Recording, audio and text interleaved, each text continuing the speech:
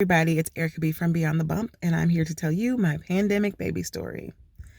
I found out that I was pregnant right before Christmas in 2019. So, like the 23rd of December, I found out that I was pregnant.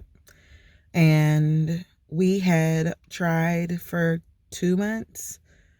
So I was really kind of surprised that it happened that quickly. And, so here's what was going on with me at the time. I had my first son in 2016, so he was just about to turn 4.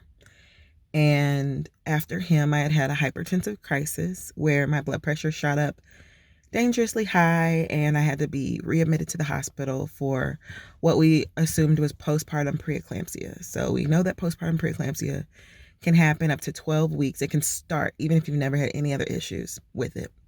It can start for up to about 12 weeks postpartum. I wasn't that person. I had had some issues with it starting around 34 to 35 weeks. And when I had my son, everything looked like it was returning to normal. And then a week later, 6 days later to be exact, I ended up back in the hospital with my blood pressure at 190s over 120s, basically. 190s over 130s sometimes. So I had worked hard. I had gotten some weight off. I had changed my eating. I had switched to low carb or keto, kind of a mix of those two things. Lost 70 pounds. I'm doing my thing. Gotten off of the medications that I ended up on when I went home from that situation. That took about 8 months to get off of those medicines. So I'm sitting here thinking we're doing great. We've waited 4 years to even think about having another baby for financial reasons, because daycare is high, and also because I wanted to make sure that my body had time to heal. I'm still working, and for those of you who do not know, I am a labor and delivery nurse. I have been an educator before. I've done some teaching on the college level, and then I have done some clinical staff education in the hospital setting. But at this point, I'm not doing either of those things. So when I found out I was pregnant, I was only a labor and delivery nurse. And that's what I've chosen to continue to do for stress levels and for, there's only 24 hours in a day. So that's my background, though. And so when I got pregnant, I immediately started kind of panicking. But, this is pre-pandemic. So what is stress even before the pandemic, I had talked to my doctor about everything, and he's like, this is our plan. We're going to do this. We're going to do that to protect you from the things that happened last time. That's the plan. Great. Enter March of 2020. And then the world just came to a standstill, and I'm still working, and here comes COVID-19, and I'm just kind of like, okay, this will pass. Ebola passed. Swine flu passed. West Nile passed. This will be just one of those types of things. This is what I'm thinking. Honestly, I wasn't even really stunned by it yet. Until I was working at a hospital where we had like one of the first patients in our area come through, and that person ended up on life-saving measures like a ventilator, like ECMO, these things that are not normal for people to need for like flu or pneumonia or things like that. And I'm sitting and I'm into my second trimester, so I might have been about 15, 16 weeks at that point. That's when I started kind of being worried, when we're like, okay, everybody, bring your own masks to work. Or, okay, everybody, you have to wear a mask every single day at every single shift. And then when you leave, you should still wear a mask. That's when I started kind of being like, this might be interesting. But the one great thing about working labor and delivery is it is a clean unit, and it has to stay clean as possible. What that means is we're not going to go floating to a COVID unit if we can help it. Now, pregnant people do get COVID, and we still see that, obviously. This taping is January 2021, so the vaccines are just coming out, and people are still getting sick and dying from COVID. And those include pregnant patients. So for me, not having to float to a unit that is majority COVID was a big deal. And then for me, my coworkers at all the hospitals that I worked at are very protective of their pregnant girls, their nurses, their techs, their staff that are pregnant. And so they try to keep them from being exposed to COVID at all costs, as much as possible. But what we also knew is you could be asymptomatic and get COVID. So I'm at the same time not trying to panic, but also like this was still really early when we're like, how bad is this going to get? This was when there was a shortage of gloves. There was gloves too, because we were getting gloves donated to us from nail shops, from tattoo parlors, things like that, places like that. There was a shortage of masks. There was a shortage of gowns. Everything was pretty much on hold except this virus was ramping up. And I was still in my second trimester of pregnancy.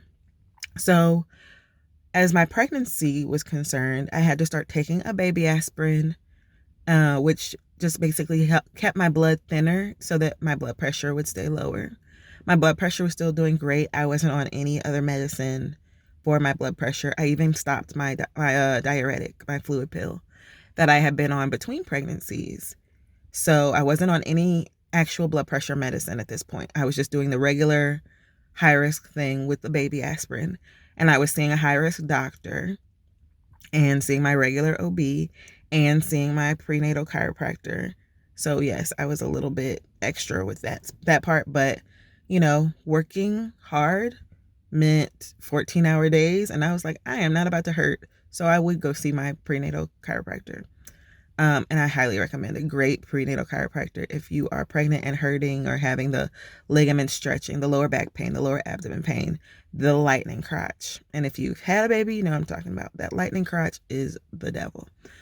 So, flash forward, everything kind of went really great, in comparison to what I call the true frontline nurses who are seeing COVID patients every day, day in and day out, or the ones who are flying to New York, flying to LA to literally take care of COVID patients because there are no nurses, because the nurses are either burning out, they're quitting, or they are getting sick.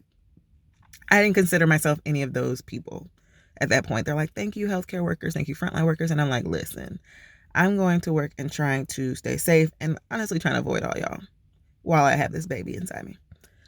And I also ended up seeing a prenatal or a pelvic floor physical therapist. Listen, it was a little bougie this time, bougier than the first time. Miles, my son Miles, my second baby, he was breech. So my chiropractor recommended the physical therapist. So I did go see her and he flipped within a week. So if you're having trouble, and I probably was 28-ish, 26 to 28 weeks, maybe somewhere in there, when I started seeing my chiropractor or my physical therapist, and he flipped within a week. So if you're having issues with presentation where your baby is flipped or not, in a stable position, it could be that your pelvis is not aligned well. So your pelvis goes into your spine and that's all connected.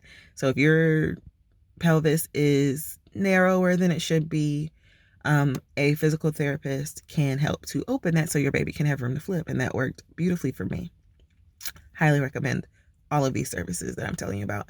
And insurance covers a lot of them. So check with your insurance provider and see about that. So still trucking along, wearing my masks, trying to stay safe. I don't even know a bunch of people that had the virus at this time. So this was in April, May. I feel like I'm probably making all these dates up, y'all. It sounds right though. Mayish, maybe, that I'm going to see this physical therapist. So I saw her for a couple weeks. At this point, I'm also doing like my blood sugar checks, and I'm still seeing the high risk doctor. And he made me redo my blood sugar check, which is where you drink the gross stuff and have to get your blood drawn. My high risk doctor was like, your baby's growing too big, too fast. You need to retake it. My OB was like, your husband's 6'4". What type of baby do you think you're going to get here? And I agreed, but we still redid the test, and I was not gestational diabetic. I do have some videos on my page about gestational diabetes. if you have questions, or there are also some posts on my Instagram page at beyond.thebump. So I will post links to those below. I'm still trekking along. My blood pressure is great until about 26 weeks. And then I had my first spike in blood pressure. Mind you, at this point, it might have even been June because it was hot. And hot equals less hydration. And bigger baby means less hydration. And so my first spikes were 160s over 100s, 140s over 100s. Just made me uncomfortable. I took a couple visits to triage, our OB triage at my job, just to monitor baby and check my blood pressure. I had to get some IV fluids just to help flush the sodium out. So it could have been a little bit of diet related also. Even though at this point I'm still trying to do low carb, I'm not doing a great job at it at all. I'm basically trying to keep down what I can keep down. I was nauseous my first trimester, and it actually did go away this time, as opposed to my first baby where I threw up all day, every day, for the duration pretty much. I think I had 6 weeks off in my third trimester, and then it just came right back as reflux. So the main thing that I noticed as far as my blood pressure when it started going high was the headaches. So headaches, blurred vision, even with glasses, of course. Pain in your right upper abdomen, like where your liver is. So it will be like right below your lungs on the right side. Sharp pain there. Excessive swelling in your hands, feet, or face. These are things that we look for when we're worried about your blood pressure. And I was starting to get a little swollen, but I felt like it wasn't consistent. So I could drink a bunch of water and the swelling would go down. Because basically when you don't drink enough water, you're not hydrated enough, or your baby's stealing all your water, what'll happen is your body will say, oh no, we're losing all our fluids. We've got to stop. We got to hold on to everything we've got. And then you start to swell because that's how your body holds on to everything you've got as far as hydration. So it really sounds funny to be like, oh, I'm swollen, my blood pressure's up, here's some IV fluids. But it's so your body can say, oh, good, I can release all these extra fluids I've been holding on to in your cells, and you can pee them out. So congratulations, you get to pee even more. And by you, I meant me when I was pregnant. So that was probably the scarier part. And that happened a couple of times where I had to go to triage. I also had to go to triage for what's called an NST, or non-stress test. So every week from 28 weeks. No, I don't even think it was 28 weeks. It might have been 32 weeks. 32 weeks sounds right. I had to go and do an NST at my job where they hook you up to the monitors and check on baby. And they basically are just checking your blood pressure. They do vitals, of course. They check your urine to make sure that you don't have preeclampsia or the signs of possible preeclampsia. And then they put the baby on the monitor to make sure he or she is moving properly, and that heart rate goes up like it should and it doesn't go down like it shouldn't. So we did 6 of those. No, 5 of those. 32 weeks to 37 weeks. And all of them were great. By the end, I have some pictures to post here for the swelling that people were worried about when I posted a picture of my NST. And of course, I'm in denial about it because I'm a nurse and I'm on my feet all the time. So of course, I'm going to be swollen. It has nothing to do with the fact that I am carrying this baby and I'm getting sick. I didn't see that. I did not see it that way. Mind you, I'm also in a pandemic, stressing out about that. Haven't been able to see my family because my husband and I and my elder son at this point are the only people who live in Oklahoma, and all the rest of our family is not close, like 400 or 500 miles away. So I'm freaking out about that my mom hasn't been able to come, that his family hasn't been able to come. Nobody can come see anybody. We can't go see anybody. So that was a really kind of sad time for me. And I know everybody, pregnant, not pregnant, male, female, everybody probably felt some kind of way at that point because this was the summertime, probably around July-ish. So I'm rounding the corner, almost ready to have this baby. I had my son in August, and everybody's feeling it. It's like it's summertime. We should be getting flued out. We should be going on vacations. Some of us are going on vacations, but not the ones we planned on, and not to the extent of feeling comfortable like flying versus driving, and then driving takes forever. And so it was just really hard to be kind of isolated on top of being in a pandemic and being isolated, and not being able to see the people that you wanted to see. We had a trip planned. I don't know how many of you guys had trips planned. And I've kind of just decided to keep planning those trips and just don't get your hopes up. But we had a trip planned from before the shutdown for the United States. We were going to go to Atlanta to see my best friend, and everything that we were going to do there got canceled. So that's when I was like, okay, this is not going away. We're still going to be in this when I have this baby, and I'm seeing patients come in. So I'm starting to know what that means. So to give you a glimpse of what it means to have a baby during a pandemic, before I get back to my personal story. Our visitation used to be 3 or 4 people could come in, depending on your doctor. The siblings of the child being born were allowed to come in, even if they were under the age of 14. And then other than that, you had to be 14 years old or older in order to come in with a patient. And the reason for that is in case there's an emergency like C-section, we have to have somebody there to watch children. And if the support person, like if it were just me and my husband, my son would probably have had to come with us if my mom couldn't come up and watch him, or if somebody couldn't watch him. But what happens if I need an emergency surgery?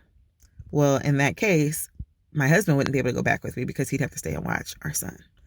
So that's why we had to have somebody there to watch the children, a separate adult, or you'd have to be 14 or older, where we know you can pretty much hang out in the waiting room and not cause problems or need anything that we can't provide for you while we're taking care of the patient.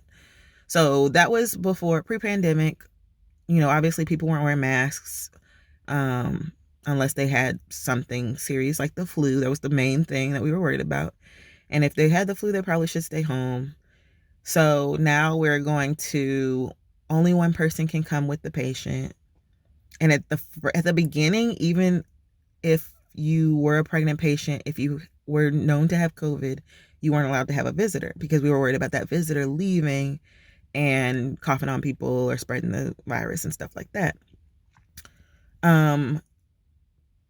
It has gotten to where you are allowed to have one visitor, even then, because everybody's wearing a mask. It has gotten to the point where that visitor has to stay with you for the duration of the time that you're there. So if you're going to bring a visitor, a significant other, make sure that they understand and you understand that the expectation is not that you will leave as a visitor. You can have food delivered to you, like DoorDash, Uber Eats, Postmates, whatever. You can have that brought to the hospital, sent to the hospital, or you can have family bring you things. But the idea is that once you're in, you're in. And once you're out, you're out. If for any reason you tested positive for COVID or we thought you had COVID, then we have specialized teams. We have specialized rooms that have negative pressure in them so that they kind of suck the air away from the room instead of blowing air out. And that's to prevent, air circulation of the virus. And we have what we call, at my job at least, we have a cove where those rooms are specifically designated for suspected COVID or confirmed COVID patients.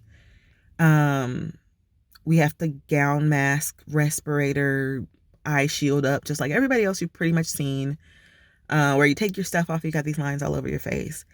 And that's how we go in and do your care if we think or know you have COVID. If you don't have COVID and we're pretty sure you don't have COVID, then we'll wear our regular, like either N95 mask. Sometimes we'll wear just a respirator. It just depends on the facility. But things have definitely changed since this virus started running our lives, basically. So my delivery, I got put on bed rest at 36-ish weeks because my blood pressure was starting to go up. And I started having to take labetalol, which is the go-to drug for mamas with hypertension, who we know have high blood pressure when you're not pregnant. Otherwise, if I had not been a known patient with that, then I probably would have been delivered at 36 weeks. And that was what we were trying to avoid. Because even though that's very close to being term, which is 37 weeks, it's still not term. And so babies can still have issues if you're not as cooked as possible. So our plan had always been that, hey, you have high blood pressure. It'll probably get worse at the end. You will deliver at 38 weeks. And that was just always my goal. So I went in for an induction on the night of August 16th, or the early morning of August 16th, actually. I think it was like 1 a.m. on the 16th. And I had a cervidil placed, which is a cervical ripening. Like, it makes the cervix soft and gets ready to get you into labor with Pitocin. So most people know what Pitocin is. It's the synthetic version of the medication your brain releases when you go into labor. So I had cervidil. Before that cervidil came out, which it takes 12 hours for that to be ready to come out, I had an epidural because priorities. There's no reason for me to feel pain. If you don't want an epidural, you do not have to get an epidural. If you are ever my patient and you come in and see me and you don't want an epidural, we won't even discuss an epidural. I mean, we will discuss your pain management options. But once you know all your options, we will not bring it up again unless you bring it up. But for me personally, I've had headaches worse than childbirth, and I'm proud of that. I also liked delivering where I worked both times because I got to pick my nurses, my anesthesia people, of course, my doctors that I work side by side with regularly. Everybody. I got to pick everybody, my rooms even. So I had 2 amazing deliveries. This one was no different than the first one. I went in, like I said, at 1 a.m., had a cervical ripener, which doesn't hurt much at all, actually. It's just, its job is to make you kind of cramp a little bit, and then it comes out 12 hours later. And when mine came out, which is pretty typical, I was about 4 centimeters. Some people can go further than that on just that one little medicine. And keep in mind that this was my second baby, so my body kind of knew what to do, but that it had also been over 4 years. So the closer your babies are together, the faster these things can work. And mine was pretty much back to, okay, I kind of know what I'm doing, but it's been a while. So it still took me a longer time than it would somebody that had had a baby the year or 2 years prior. So I did that. I got an epidural. That was amazing. And my doctor came and broke my water. And I don't really even remember that, but I know that it happened at some point. And Mr. Miles was in there, I guess, kind of funky. So I had to get in several weird positions like hands and knees and use a peanut ball, which is a ball that looks like a peanut that we put between your knees to kind of open the pelvis. My blood pressure was great the whole time. I just want to point that out. My blood pressure was phenomenal the whole time. It wasn't like perfect 120/80, but for the situation, I never had any severe range pressures. Severe range being 160/110 or greater for either of those numbers. I didn't have any of those for the whole time I was in the hospital this time to have my baby. My husband was there. My son was born August 17th, and my husband's birthday is the 18th. So, great planning. I always wonder how patients do that, but here I am doing that. So I was like, we got to have this baby for the 18th because I want my son to have his own birthday because my husband will take it over if they share. And that was not a joke. That was serious.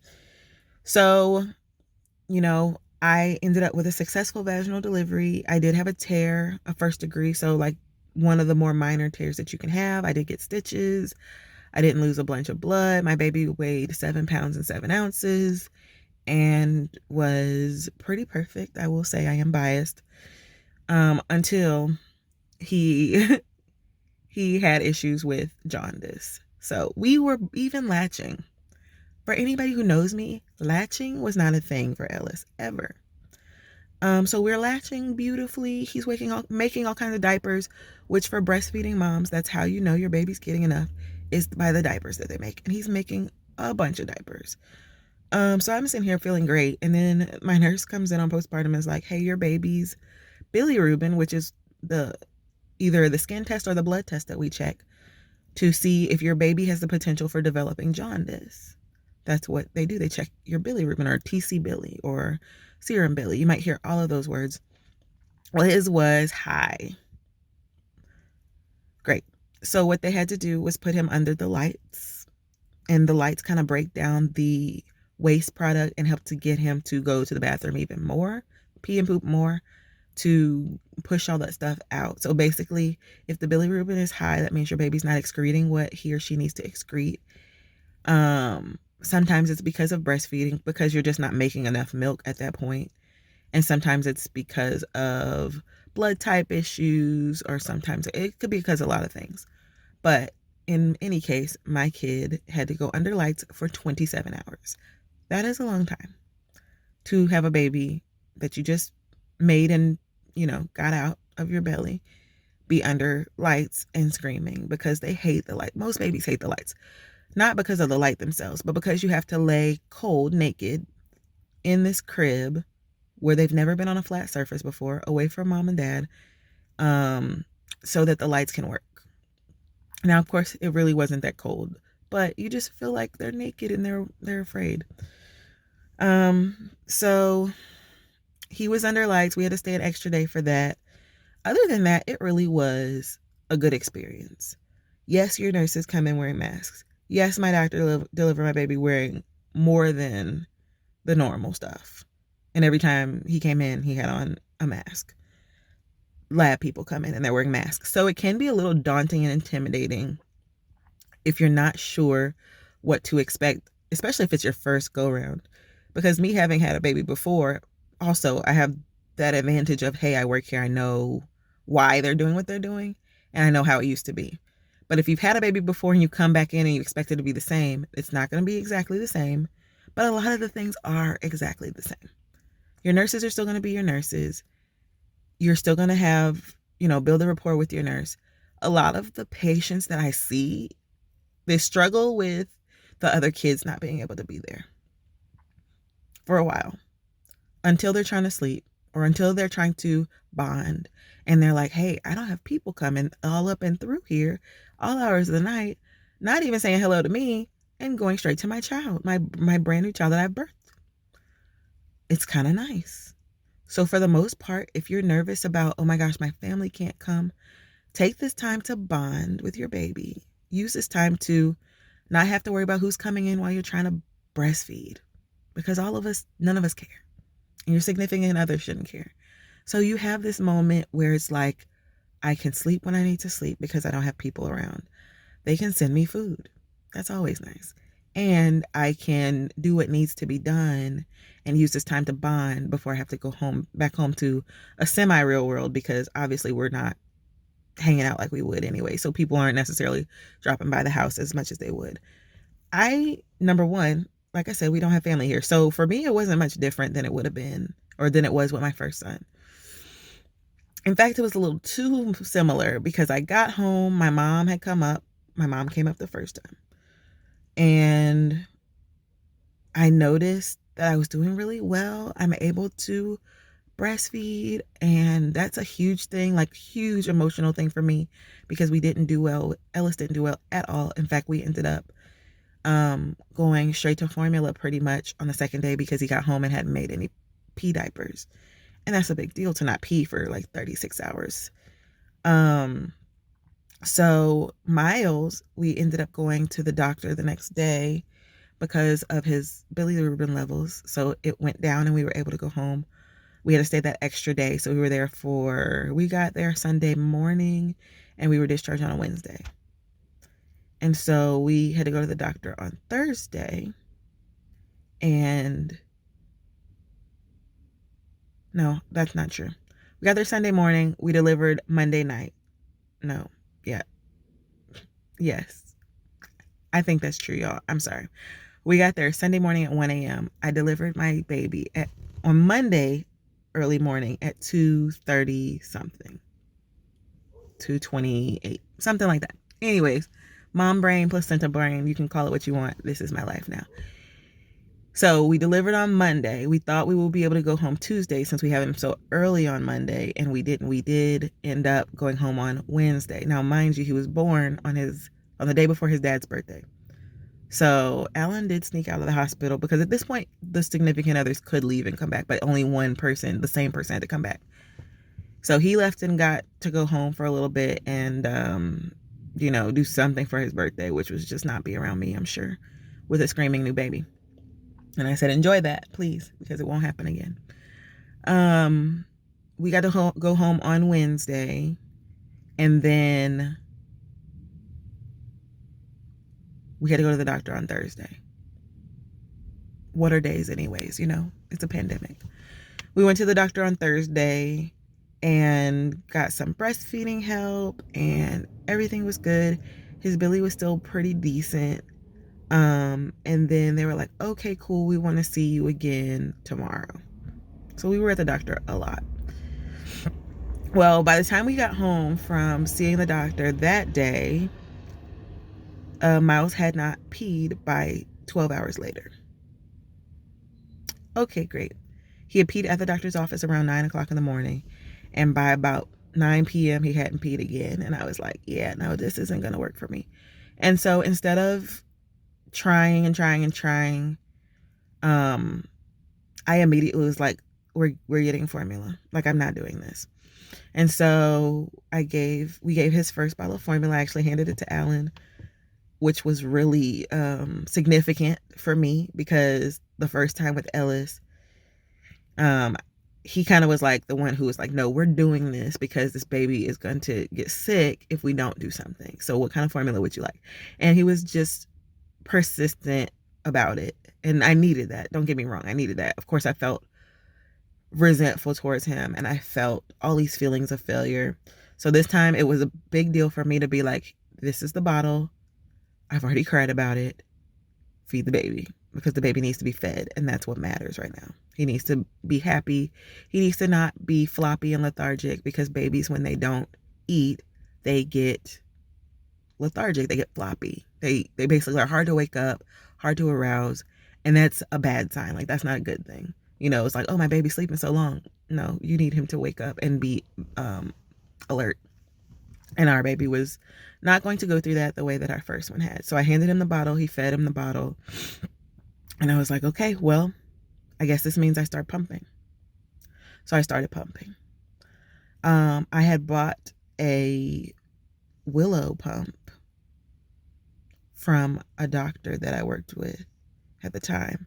She had used it. So I changed out all the parts and things that had, been a biohazard. But other than that, she had used it during deliveries. If you don't know what a Willow pump is, it's a wearable pump. It's expensive AF. But I got this secondhand pump so I could see if I liked it. And I immediately fell in love with it. So I started pumping.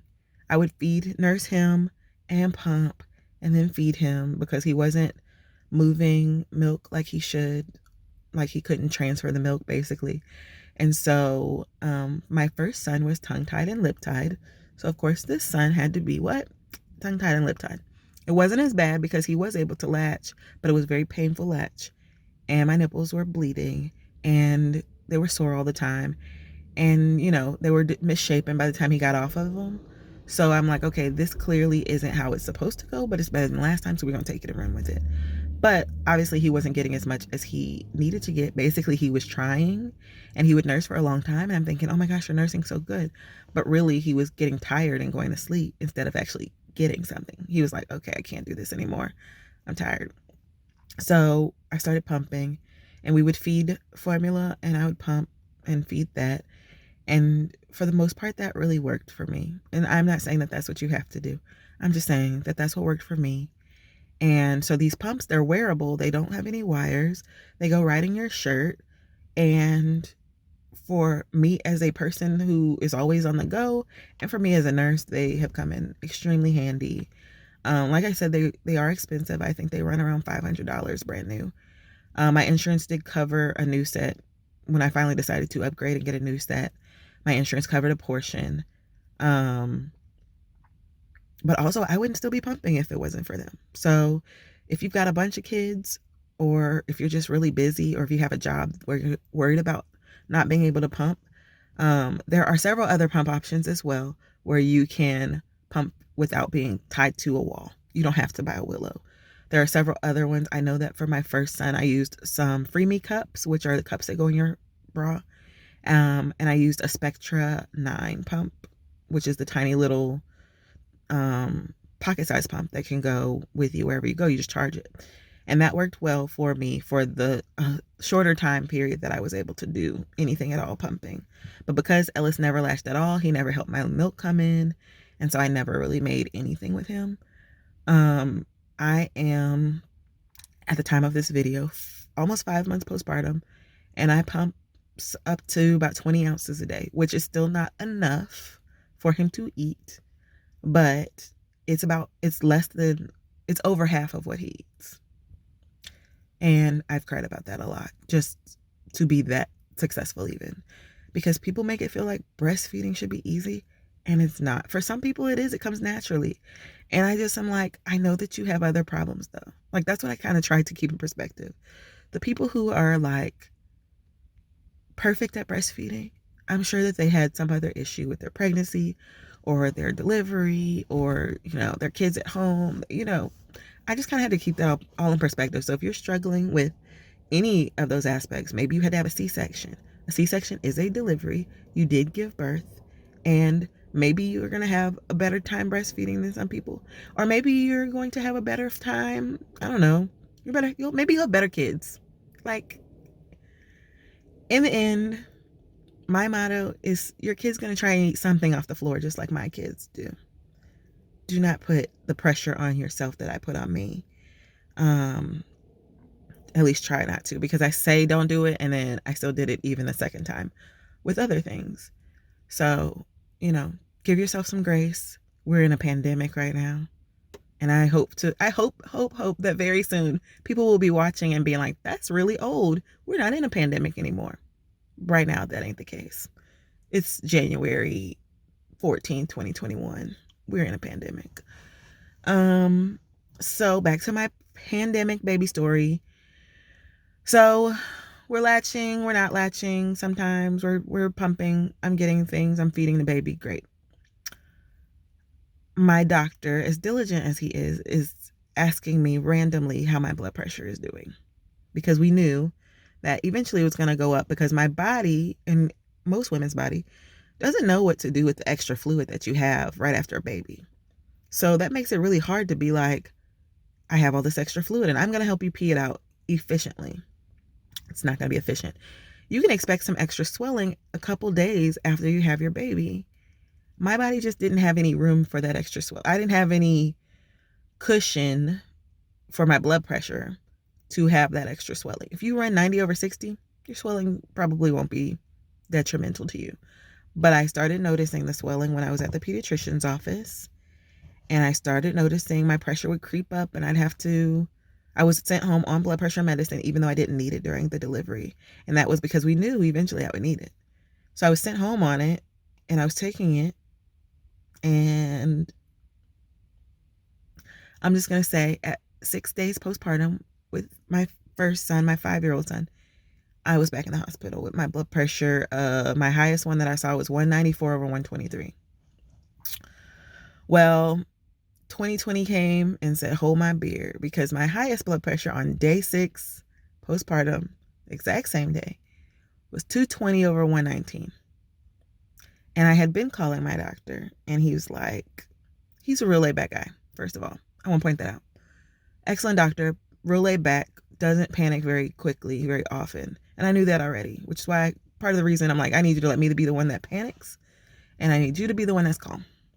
And so I started calling when I started getting headaches, and he would have me, take more medicine, which is not uncommon because it's the safest medicine to take while breastfeeding. So this is normal. On this day, it was a Sunday. I woke up, I was pumping. I had made Ellis some breakfast. I had made myself some breakfast. I'm feeling great, y'all. I'm feeling amazing.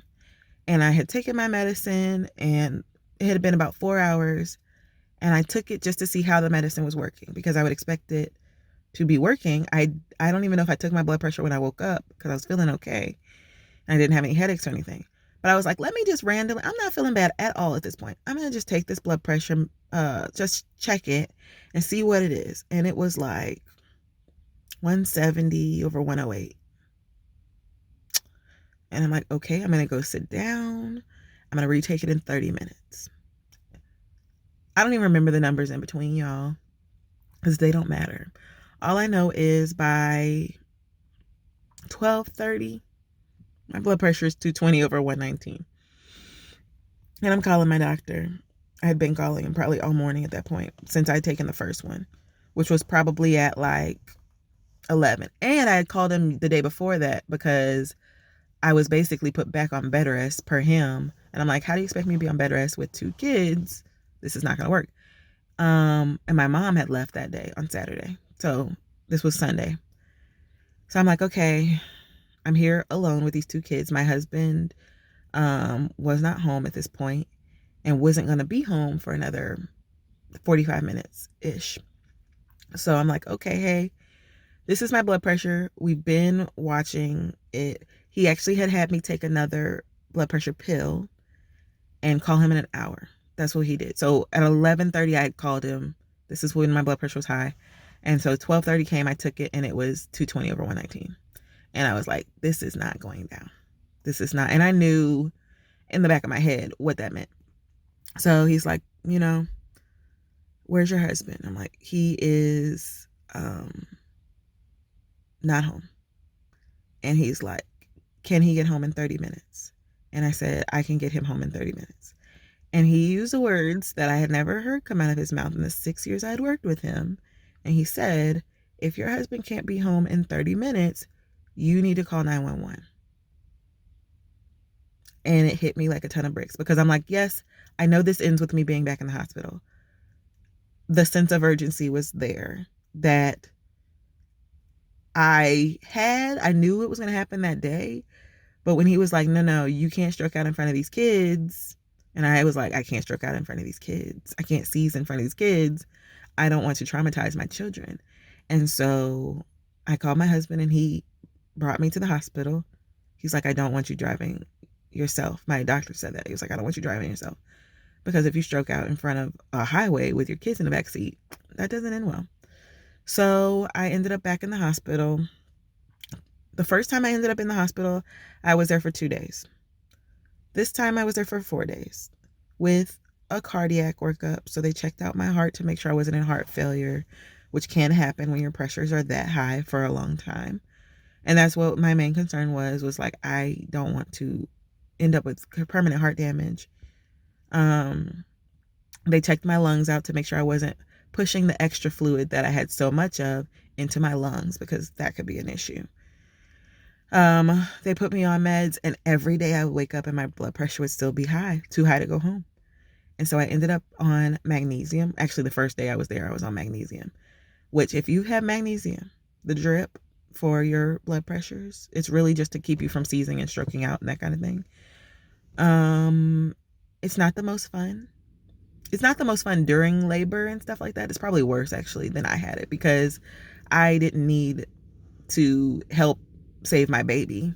I just needed to help save myself. So I didn't have to be on as high a dose as most people have to be on during labor, but I was still on it for 24 hours. You feel like an elephant is like sitting on your head, like you're just being smushed down to like a small person. Like, it's just weird. It's a weird feeling. It just feels like all the gravity of the world is on your shoulders and your head. And so it did help bring my blood pressure down, but what do we worry about after magnesium is rebound hypertension. I ended up on a lot of blood pressure medicines.